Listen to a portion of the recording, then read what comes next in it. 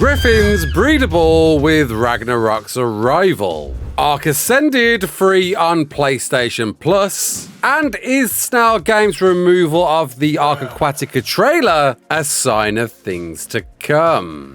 You're right, kids, it's Raasclark, and welcome to your regular ARK community news. Before we begin, don't forget to hit that like button, subscribe, share around, and let's get into it.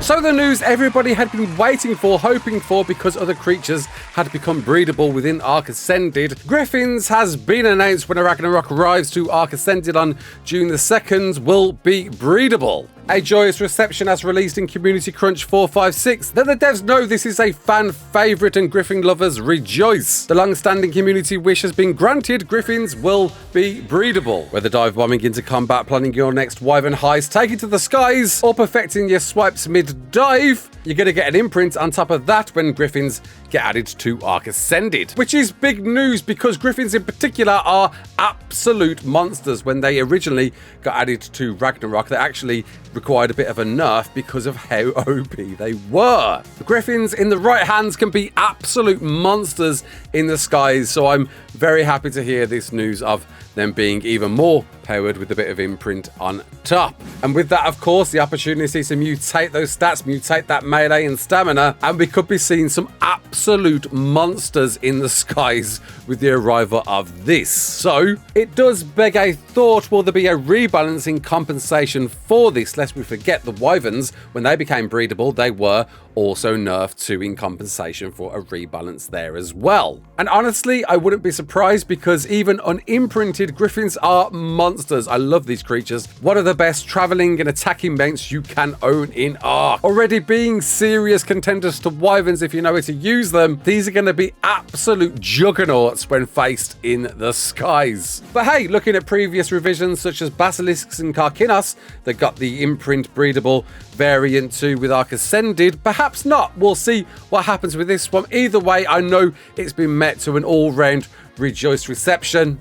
Everybody loves a Griffin, and everybody will love even more a bred Griffin on top. With the devs still fixated on releasing this June the 2nd, and of course they should, because that is a very special date for both ARK's anniversary and while competing another piece of DLC that we'll touch on later. Two interesting notes from the artwork, I'm guessing created by the talented Mr. Fuego once again, is one, we got baby Griffins in nests. I really wouldn't read into this too much. I doubt we're going to get baby Griffins, baby flyers with the arrival of Ragnarok, despite Jeremy once upon a time in the Extra Life stream, whereby when questioned about flyer babies that they were looking to bring them in at some point and hopefully this year. I'd highly doubt this is teasing to that and would take that with perhaps a pinch of salt. And two Hello Astraias assets in the artwork, notably the sword from the Astraea skin set. Any relation there? Probably not. It's just an asset, and you know Nakatus, and then he made Fjorda before Astraias, and Nordic looking stuff, Nordic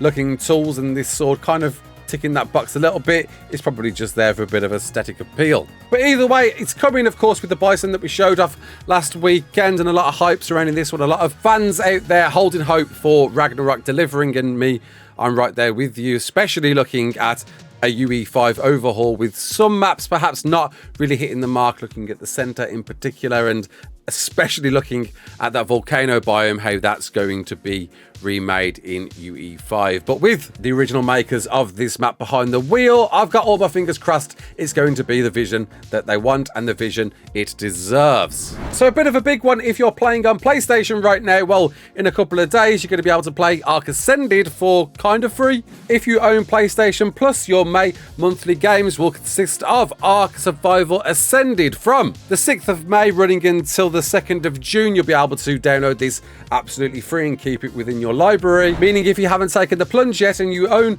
PlayStation Plus, this is the time to do so, right? And with it, I do expect a decent growth of players jumping on during this month and perhaps thereafter. It's been, as we know, a bit of a divisive topic on the jump from ASE to ASA, and while PlayStation players, PS5 players, you've now got the opportunity to do that if you were still on the bench, with a few comments on top from some people saying, well, not happy about this, I bought this and now it's free, what the hell, you made me pay for an upgrade and now I get it for free instead, what's going on, wildcard, I'm not happy with this, screw you, man. Well, you know, ARK Ascended has been out for getting on to 18 months now.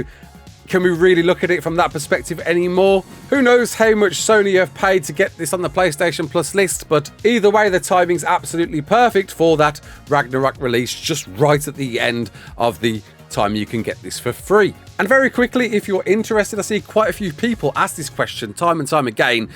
Included with ARK Ascended is Scorched Earth, Aberration, Extinction, Gen Part 1, Gen 2, The Centre, Ragnarok, Valguero, Crystal Isles, Lost Island and Fjorda, whenever those later maps get added to. And in package, once it's all delivered there, is quite a sizable amount. Though notably, of course, any DLC stuff like the Bob's Tall Tales pack, you gotta pay for that if you want to. And unless we mention Pyromanes. Speaking of dodgy decisions, Snail Games, they've got a YouTube and they dropped a trailer some time ago. We reacted to it. We reacted to it in a very angry tone because we weren't happy about it because it was all made in some dirty AI generated pile of doo-doo. Well, Snail Games removed it off their channel. It's now completely unavailable, not even unlisted. It's not there at all. They've deleted it from their channel, which begs some questions and wonders and theories.